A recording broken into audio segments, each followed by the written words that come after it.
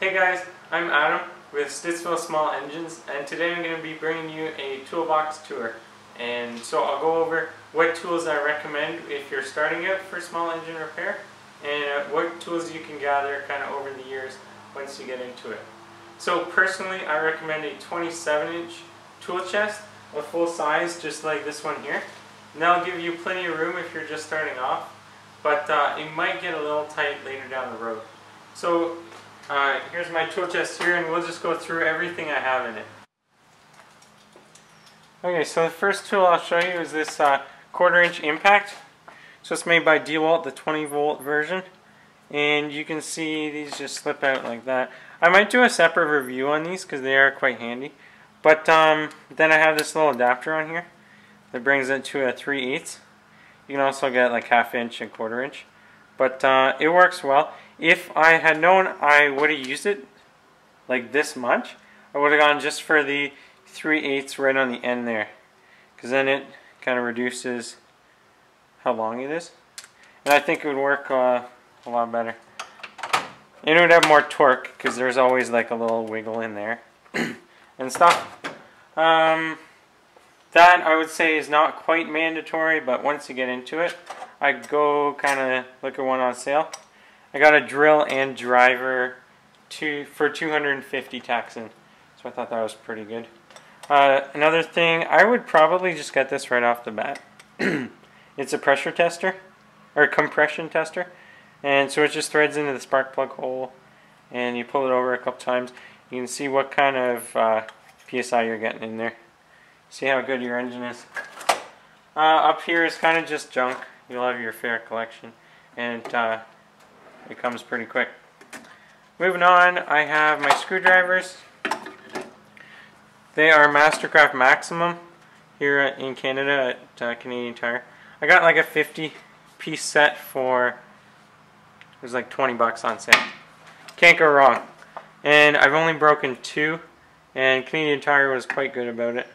They just replaced it with no hassle. I don't even think I had the receipt for it, so that was nice. Again, cheaper, but they work well. This is the smallest one, and it's always good to get a wide arrangement. I think there's 4 in between my biggest and my smallest. Other than that, then you always want to get like 2 or 3, because you'll always lose one, of these long flat needle or slotted screwdrivers for adjusting like carburetors. I have a big one and then a small one in here. I think I have like 5 in total. I don't know. They're just so handy. Then these guys, again, just cheap, and I already broke one. I don't know where it is right now. But these are for, yeah, here it is. Probably way out of focus. But I broke the top of it off of it. It's got a little rusty. What these are carburetor adjusting screws on the 2-stroke weed eaters and chainsaws, like leaf blowers, stuff like that, with the Walbro and Zama carburetors. So there's all different styles. This one's the most popular, like splined. Then there's the Pac-Man, this slotted one. Yeah, that's in this drawer, and that was like 10 bucks for the pack, I think. Vice grips in the next one.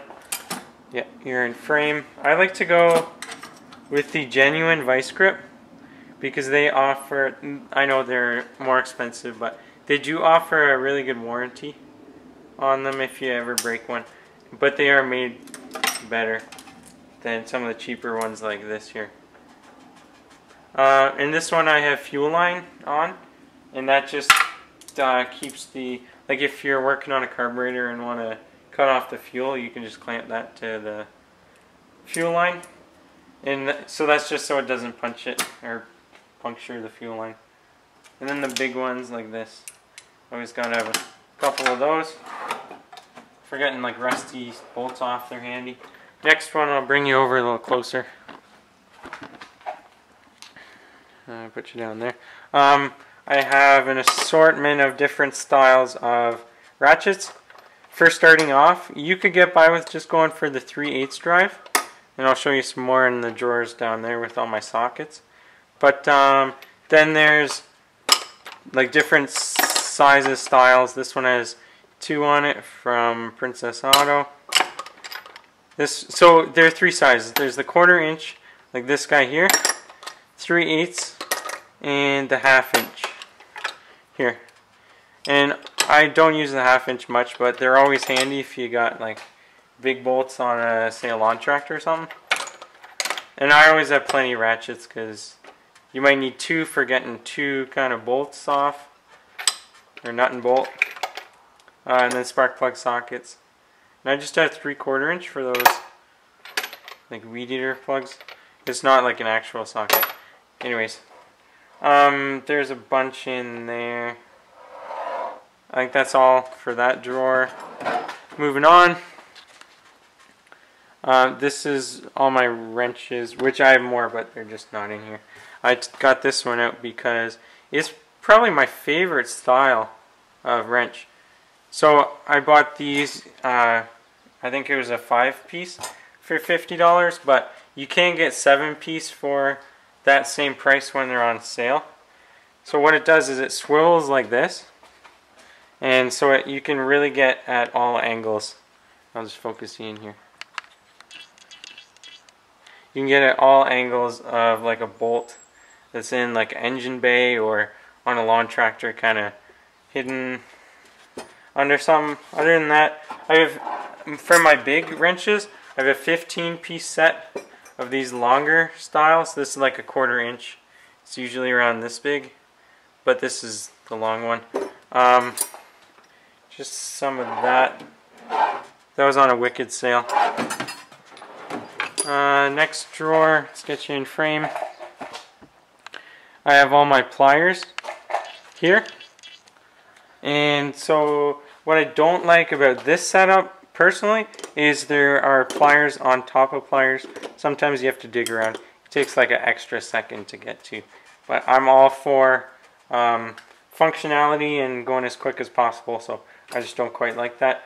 Apart from, there's a couple chain sharpening tools for chainsaws. There. Oh, this stuff is so handy. Use it on like gaskets, carburetor gaskets, all stuff like that. Black silicone and adhesive sealant.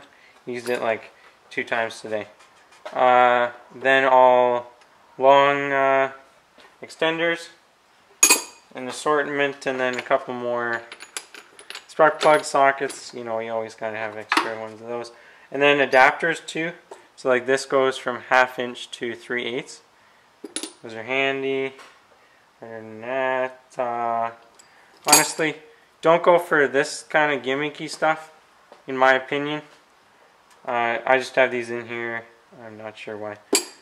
Don't even think I use them. Other than that's all for that drawer. Kind of just extenders. 1/4 inch, 3/8, and 1/2 inch.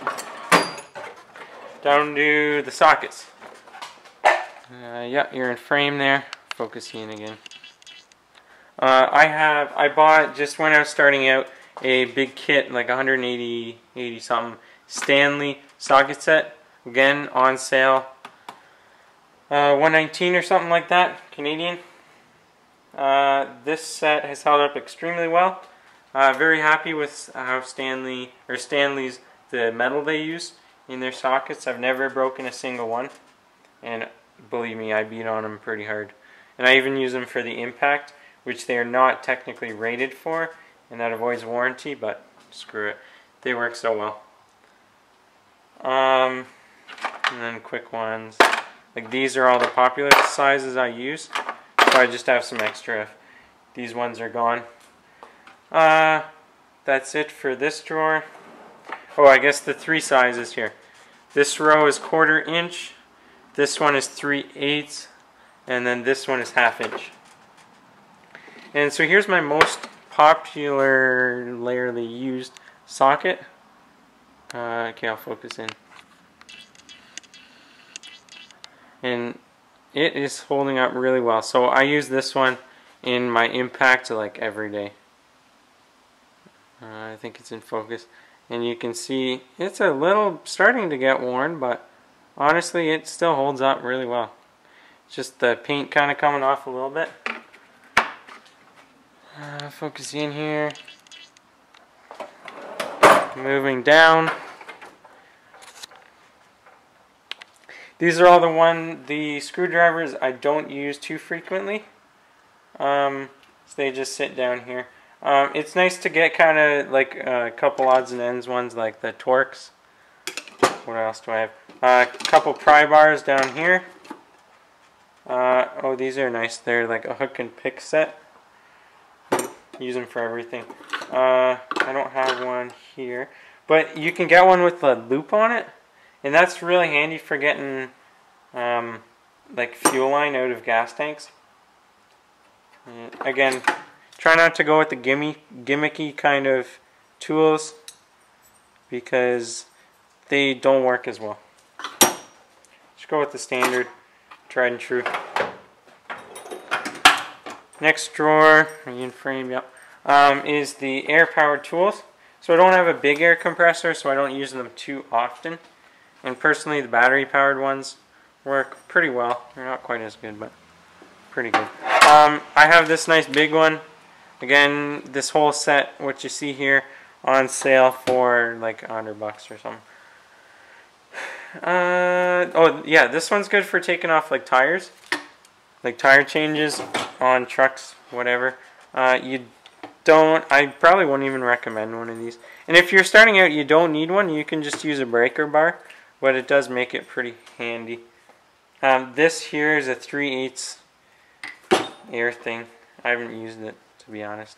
Maybe a couple times when it was like new and I was kind of all over getting new tools, but you don't need one of those. This one's a little die grinder, but it does use a lot of air. So I do not use it too often. So I just have a little air compressor. This here is like a hammer drill thing. Just goes up and down. I use that a lot on flywheels if they're really stuck on. Just grab that hammer where the center of the shaft goes out, like the flywheel shaft. Hammer that with a pry bar underneath the flywheel and you'll usually get it out. Works for me. I'll tilt you down here. Hold on a sec. There we go. Focus in. Okay, so a minor interlude, the battery died, but we're back in progress, so let's get this going. In this drawer, I have my impact sockets, another on sale that I kind of needed. I needed the big 24mm for changing blades on a zero turn. So I grabbed those, and then these are just kind of cheap Westward, I don't know, chrome vanadium. Just cheap wrenches that I don't often use and just collected them for garage sales. Like this one here, it's like a double open end, which I definitely prefer the 12-point. Something to keep in mind. One thing that I don't have that I would like is probably the stubby wrenches that are only like this big, and they'd be handy. I could have used them in a couple cases and didn't have them, so I'll probably get those soon. We'll see. And the assortment of cotter pins, because on some like lawnmower decks they go rusty and it just looks better with new ones. In this box I have the same Stanley set of long or deep sockets, 1/4 inch and 3/8 drive. Of course I cut up the box and there it sits. I don't use these often, but they come in handy.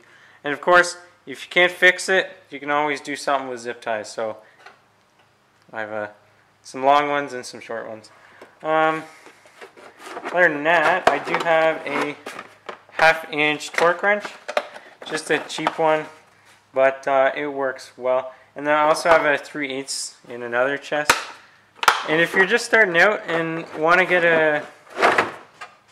a torque wrench, go for the 3/8 drive. It'll have a better range of torque. This one is 20 to 150 foot-pounds, but the 3/8 is like 10 to 100 or something. Moving on down, death wheel, arrangement of attachments for that. This is, everything's missing in there. It's handy to have a couple threaded or taps and dies. I don't, but I probably should get some. Wood drill bits, a couple of different projects. This is handy if you're taking off like pulleys on engines or anything like that, on like outpush shafts or whatnot. You just attach that, pop it on the impact, twist that, and away you go. I would recommend those probably later down the line. You don't need one immediately.